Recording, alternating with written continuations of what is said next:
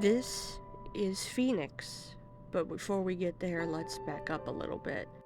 Around this time, around 3 years ago, my cat, Zidane, unfortunately succumbed to cancer at the age of 14. Now, it was very devastating and very sudden. It happened within like a 2-week span, and he was gone. So we all mourned in different ways. It was rough for me and the other two cats. Now, fast forward to April or May of 2021.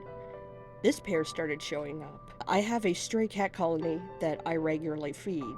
So one of them had kittens, and this pair started showing up. Now, what was very interesting is the mom that had these kittens, it was an entire litter of black cats. Just like her, she was a black cat as well.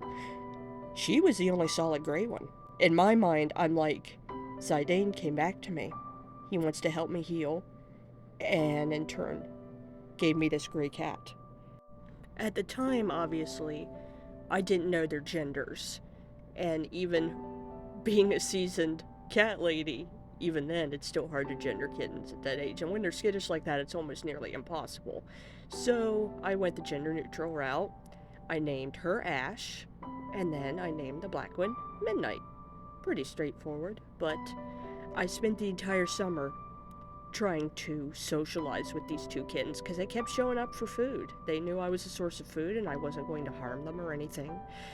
But I spent the entire summer feeding them, sitting with them as they ate, just talking about my day like I'm talking to you guys right now. Just letting them know I wasn't a threat. And I slowly worked up to sneaking in pets. I slowly worked in them feeding and eating out of my hand. Now, Midnight, unfortunately, did not like the idea as much as Phoenix did. Midnight was okay with feeding and being close, but no touchy, no eating out of hands, and that's okay.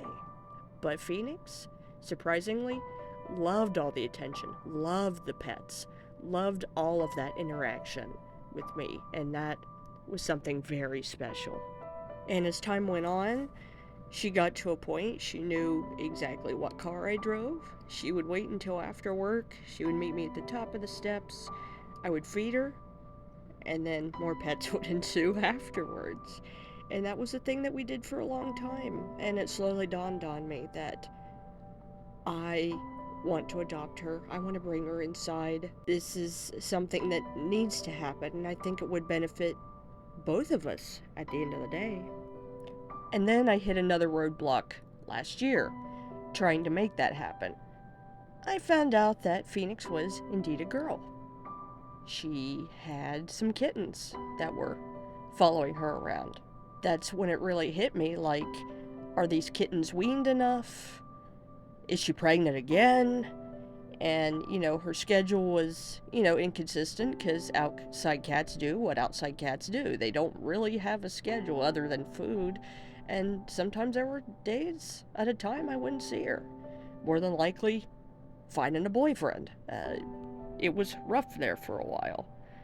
But also, even though there was all that uncertainty, I was also very blessed that she was bringing her cats to me, saying, hey, this lady's pretty cool.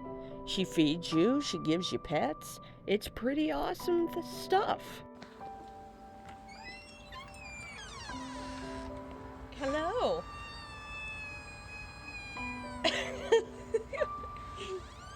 Can I get out the door? It was around this time, especially now that I knew for sure that she was a girl, I started calling her Phoenix, because out of the ashes rises a phoenix. And it was touch and go like that for up until last month.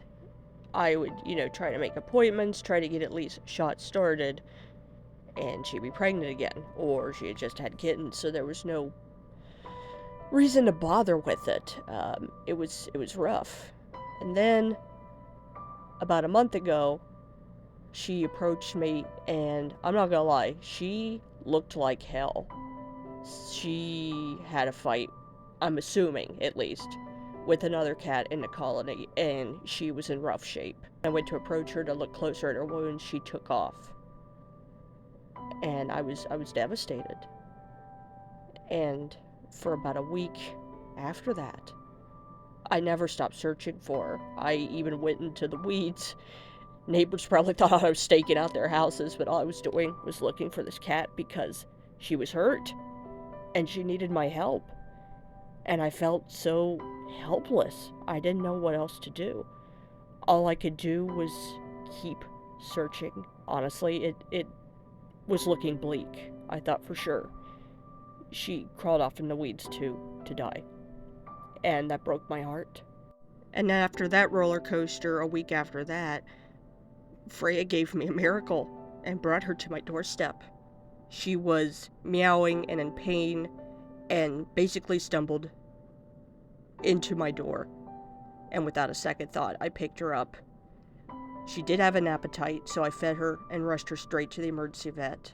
But when I first saw her, her whole right side of her face was totally inflamed, totally swollen, and I honestly thought her right eye was completely gone. Obviously, I'm a sobbing mess. I called my boyfriend, who knows about the situation. I'm like, I found her. I'm taking her to the emergency vet right now. They had to shave part of her face and her right front paw because it had a bump on it as well. They did an eye stain test, and by the grace of whatever gods are out there, her eye was still intact. There was no ulcers. There were no scratches. Basically, the pink that I was looking at was the third eyelid doing its job, and it was just so swollen that she couldn't close her eye. The white blood cell count was high, because obviously there was an infection going on in there, with the lymph node being as rock hard as it was, and there were some bacteria traces present. So they put her on a subcutaneous antibiotic called Cavenia. They sent me home with pain medication and eye drops. She did awesome for the nursing process that I was doing to her. She did excellent with me, like wiping her eye, giving her eye drops, all in her pain medication. Though she didn't care for it, she still took it like a champ, and that was awesome. Then, about a week and a half after that, another roadblock was ran into, but in all seriousness, it was quite devastating. I came in one day to find out that she had been pregnant and had unfortunately miscarried. Thankfully, I was able to rush her to my regular veterinarian that morning. They were able to see her on such short notice. But the vet saw her and was very, very certain that that was the only kitten that was there, that there would be no more terminations that would possibly be happening later on. There was no fever involved. She was still pretty hydrated, but it was still a scary situation there for a while. This is leading up until current day. She is doing phenomenal. She's slowly acclimating to the indoor cat life. But financially, it's taken a big blow. Would I change what I did? No, absolutely not. She deserves the best life. But I'm reaching out to TikTok today to ask for possible donations, if possible, to help with my outstanding medical bills that I have for her and her spay surgery that's coming up at the end of the month through Animal Friends. I have my Cash App details posted on my profile, so if you're willing to donate, that would be amazing. Just think of it this way. If 1,000 people could donate even $1, that would be $1,000 towards my outstanding balances and her upcoming surgery. And not only would that mean the world to me, that would mean the world to her, because I want to do everything possible to make sure she lives comfortably the rest of her life for many, many, many years. And even if you can't donate, I totally understand that, because in the economy we're in, it's a struggle for everybody, and I totally get it. But even if you can't donate, the least I ask you to do is repost it to send it to people that possibly can and are better off that can, because I want to do everything possible to give this sweet girl the best life possible for her. And for those who do donate, I already want to thank you for your compassion. And just thank everybody overall for watching this video, and I hope you have a great day. Blessed be.